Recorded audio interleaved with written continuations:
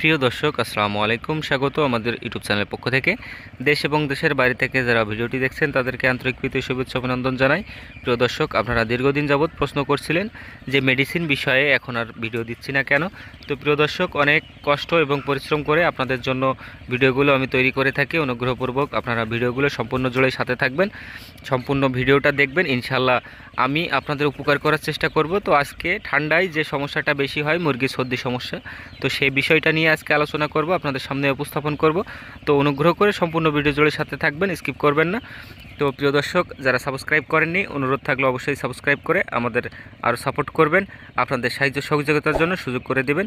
তো দর্শক, যাদের খামারে রানিং মুরগি আছে, অর্থাৎ 20 দিন পর থেকে এই ঠান্ডায় সর্দি সমস্যাটা আসলে প্রত্যেকটা খামারে দেখা দেয়। তো এই সমস্যাটা কেন দেখা দেয় এইটা আগে আপনাকে বুঝতে হবে।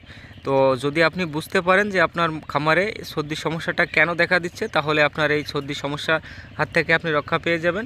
এবং যদি সর্দির সমস্যা হয়েই যায়, তাহলে কি চিকিৎসা করবেন সে বিষয়ে তথ্য তুলে ধরব। তো দর্শক, আপনাদেরকে সর্বপ্রথম যেটা মাথায় রাখতে হবে, পর্দা ব্যবস্থাপনা। তো এই শীত মৌসুমে বাতাস যখন উত্তর দিক থেকে বাতাসটা প্রবাহিত হয়, তখন অবশ্যই আপনাদেরকে পর্দাটা নামিয়ে রাখতে হবে। উত্তরের যে বাতাসটা আছে সেই বাতাসটা প্রচুর ঠান্ডা হয়। তো শীত মৌসুমে এই উত্তরে বাতাসটা বয়ে, এটা স্বাভাবিক।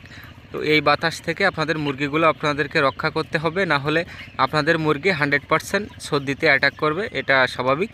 তো প্রিয় দর্শক, যদি আপনার খামার পশ্চিম এবং পূর্ব অবস্থানে থাকে, তাহলে অবশ্যই আপনাদের উত্তর পাশের যে পর্দা আছে সে পর্দাটা নামিয়ে রাখতে হবে যখন উত্তর সাইডে বাতাসটা প্রবাহিত হবে। তো অন্য সাইডে আপনাকে পর্দাটা অবশ্যই উঠিয়ে রাখতে হবে। যে সাইডটা বাতাস প্রবাহিত হচ্ছে না, ফাঁকা জায়গা, সেই সাইডে অবশ্যই আপনাকে পর্দা উঠিয়ে রাখতে হবে, নয়তোবা খামারের ভেতরে অ্যামোনিয়া গ্যাস তৈরি হয়ে যাবে। তো দর্শক, এইভাবে করে আপনাদের পর্দা ব্যবস্থাপনা মেনটেন করতে হবে, তাহলে আপনাদের মুরগিগুলো সর্দি সমস্যার হাত থেকে রক্ষা পাবে।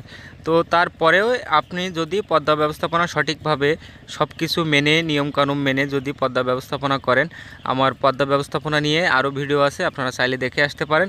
তো তারপরেও যদি সর্দি সমস্যা হয়েই যায়, তাহলে আপনারা কি চিকিৎসা দেবেন সে বিষয়ে আলোচনা করব। তো এখানে আমরা মেন যে মেডিসিন সেটা হচ্ছে টিলমাইক্রোসিন। তো আপনারা অনেকেই ভাবছেন যে এত হায়ার অ্যান্টিবায়োটিক কেন দেব নর্মাল সর্দি যদি কারো হয়ে থাকে। তো দর্শক, আপনারা একটু থামুন, আগে আমার কথাগুলো শুনুন। তো যদি আপনাদের খামারে আপনারা টিলমাইক্রোসিন প্রয়োগ করেন, তাহলে দেখা যাবে এই ঠান্ডার সমস্যা থেকে অনেক সময় দেখা যায় যে ভয়াবহ রোগ, রানীক্ষেত রোগ, সেই রোগের দিকে ঝুঁকে যেতে পারে, গাম্বুরা রোগের দিকে ঝুঁকে যেতে পারে।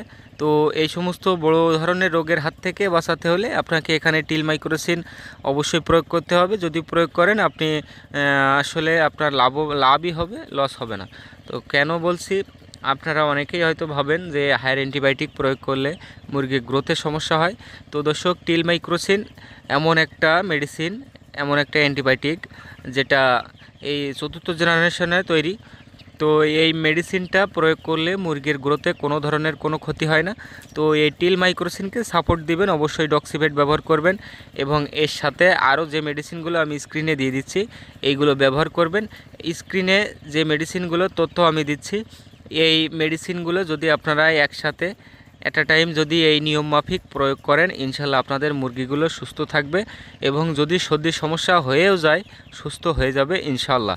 আপনারা একটিবার হলেও ট্রাই করে দেখুন। আমি মিথ্যা কথা বলছি না, ভুল তথ্য দিচ্ছি না, আমি নিজে আমার খামারে অ্যাপ্লাই করি, তারপরে আপনাদেরকে সেই তথ্যটা শেয়ার করি। প্রিয় দর্শক, আমার এই মুরগিগুলোর বয়স আজ 43 দিন। তো 43 দিন হয়ে গেছে, তারপরেও আমার মুরগিগুলো আলহামদুলিল্লাহ অনেকটা সুস্থ আছে। তো সুস্থ থাকার একটাই কারণ, সেটা হচ্ছে আমার লিটার সবসময় শুকনা ঝরঝরা রাখতে পারি বিধায় আমার মুরগিগুলো সুস্থ থাকে, বাকিটা আল্লাহ ভরসা।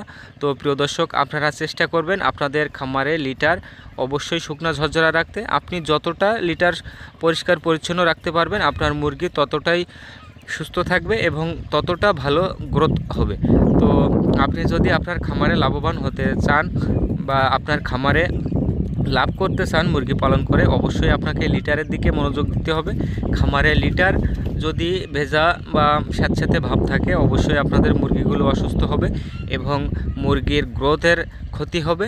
তো আপনারা অনেকেই যে ভাবনাটা ছিল যে হায়ার অ্যান্টিবায়োটিক প্রয়োগ করলে মুরগির গ্রোথের সমস্যা হয়, তো এই যে 4th জেনারেশনের যে টিলমাইক্রোসিন সর্দির মেডিসিন, যেটা সারা বিশ্বের অনেক প্রাণী ডাক্তার যারা আছে তারা গবেষণা করে এই মেডিসিনটা উৎপাদন করেছে, আবিষ্কার করেছে।